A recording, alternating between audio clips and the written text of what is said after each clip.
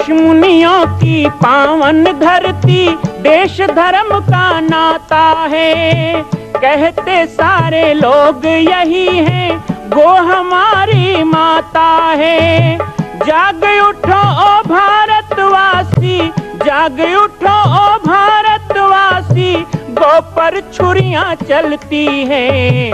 बंद करो गो माँ की हत्या, सारी जनता कहती है। बंद करो गो माँ की हत्या, सारी जनता कहती है।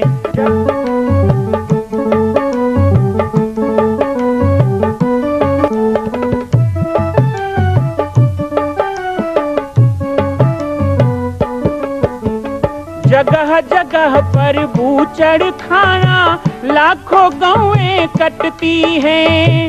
किसे सुनाए व्यथा हमारी, नैना नीर बहाती हैं। रक्षा करना गौ माता की,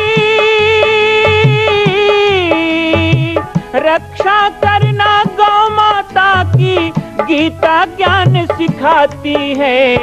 बंद करो गो माँ की हत्या, सारी जनता कहती है। बंद करो गो माँ की हत्या, सारी जनता कहती है।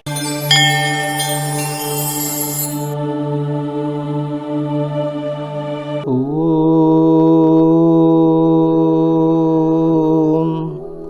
श्री परमात्मने नमः।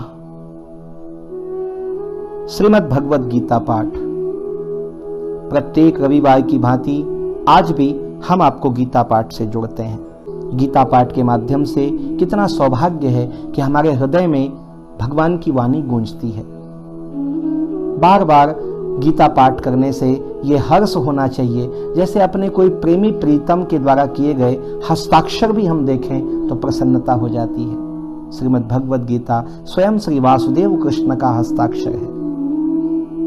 श्री गीता श्री वासुदेव कृष्ण की वाणी ही नहीं बल्कि हमारे संपूर्ण जगत में व्याप्त समस्त समस्याओं का अंत है। पूर्ण विश्वास करके यदि आप गीता का पाठ करें तो आपके मन को शांति, शरीर को शीतलता, स्थिरता और साथ ही जीवन में द्वंद्व का अंत होगा। श्री वासुदेव कृष्ण के इन्हीं वाणियों पर समय समय पर हमारे भक्तों के द्वारा जिज्ञासाएं भी आती है। गीता पाठ के माध्यम से हम उन जिज्ञासाओं पर चर्चा करते हैं और उसे समाधान भी करते हैं। स्वयं कृष्ण की वाणी में सभी समाधान छिपे हुए हैं, बस ढूंढने की आवश्यकता है। आज हमारे पास नवीन द्विवेदी जी के द्वारा बहुत ही सुंदर जिज्ञासा। श्रीमद् भगवद गीता में यज्ञ का स्वरूप क्या है? श्री कृष्ण कौन से यज्ञ की प्रधानता देते हैं? यज्ञ है क्या और यज्ञ के करणीय कार्य क्या क्या है? भगवान श्री कृष्ण ने वैसे तो उद्घोष किया है यज्ञ के बारे में कि यज्ञात् भवति पर्जन्या, पर्जन्या दन्न संभवः, अन्नाद् भवति भूतानि, यज्ञ कर्म समुद्भवः। अर्थात यज्ञ करने से बादल बनते हैं, मेघ बनता है, बिजली कड़कती है, बरसात के संयोग बनते हैं और उसी यज्ञ के कारण पर्जन्य जो बना, बादल जो बना, उससे बारिश की बूंद आती है धरती में। वही बारिश की बूंद अन्न पैदा करता है और इसी अन्न को भोजन करके संपूर्ण सृष्टि है। अन्नाद् भवति भूतानि, यज्ञ कर्म समुद्भवः। इसलिए हमें यज्ञ कर्म करना चाहिए। यहाँ पे यज्ञ नहीं, यज्ञ कर्म कहा है। भगवान कृष्ण की वाणी की यही गुणार्थ भाषा है। अब हम अध्याय 4 श्लोक 27 पे ध्यान दें। भगवान वासुदेव श्री कृष्ण कहते हैं अध्याय 4 की 27 नंबर की चौपाई पर, सर्वाणि इंद्रियाणि कर्माणि प्राण कर्माणि चापरे, आत्म संयम योगाग्नो जुह्यति ज्ञान दीपते। यहां श्री कृष्ण किसी हवन कुंड की बात नहीं कर रहे हैं। यह यज्ञ जो संपूर्ण इंद्रियों के व्यापार को अर्थात इंद्रियों के द्वारा बरती जाने वाली संपूर्ण क्रिया और उसके भाव को मन की चेष्टाओं को। क्योंकि संसार में जो भी संकल्प विकल्प हो रहा है, लेन देन हो रहा है, ये सब मन का ही तो है। कभी हम शांत होकर ओम का नाद करते हुए बैठ जाएं, मन को पकड़ें, मन की चेष्टाएं क्या है उसे देखें तो समझ में आए। लेकिन हम तो मन की कहे चले जा रहे हैं। मन जैसा बोला वैसा खाया, वैसा पहना, वैसा बोला वहां गया। मन के वशीभूत होने से मन की चेष्टाएं समझ में नहीं आती है। अंतर्मुखी बनकर, अंतर मन को पहचान कर, मन को अपने नियंत्रण में कहकर, मन के साथ संधि बनाकर, मन को मित्र बनाकर, मन के साथ सामंजस्य बनाकर, मन को ईश्वर ही मानकर जब हम व्यापकता की ओर बढ़ेंगे तो मन की चेष्टाएं हमें समझ में आएंगी। मन की चेष्टाओं को, इंद्रियों के व्यापार को और ज्ञान को प्रकाशित, ज्ञान से प्रकाशित करते हुए अग्नि में, संयम रूपी योगाग्नि में हवन करना कितना सुंदर यज्ञ है। यह यज्ञ तो संपूर्ण पाप को ही नहीं, संताप को भी दूर कर देगा। मन की व्यर्थ चेष्टाओं को संयम रूपी अग्नि में डालना, अपने अहंकार को अपने ही द्वारा निर्मित संयम की अग्नि में होम करना, संपूर्ण इंद्रियों के व्यापार को इच्छा अनिच्छा से प्रेरित उसे भी संयम रूपी अग्नि में।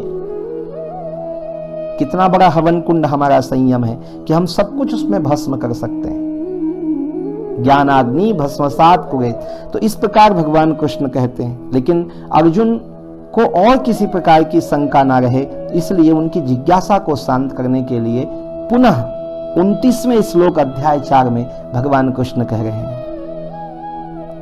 अपाने जुह्यति प्राणम प्राणे पानम तथा परे प्राणायान गति ऊर्ध्वा प्राणायाम परायणः।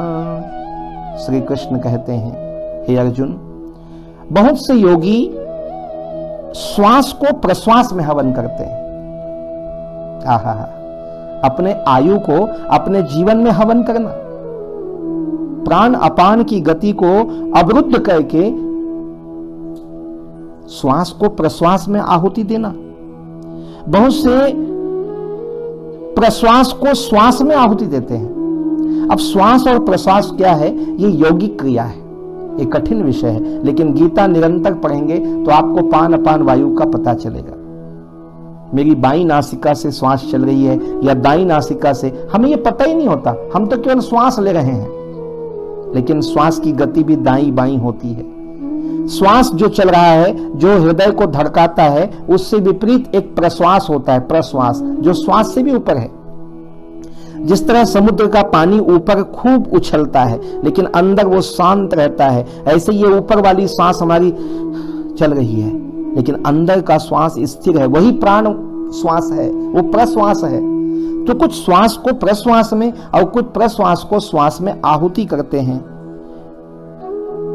इससे भी उन्नत अवस्था होने पर अन्य श्वास प्रश्वास की गति को रोककर वो प्राणायाम प्राण हो जाते हैं। लागी समाधि अखंड अपारा, 1,000 वर्ष तक समाधि में बैठ जाना, श्वास चलना भी बंद हो जाए तो प्रश्वास अंदर चल रहा है और वो प्रश्वास के संघर्षण से जीवन चल रहा है, वो स्वयं परमात्मा रूप हो जाता है, वो प्राणायाम के परायण हो जाता है। ये भी यज्ञ है।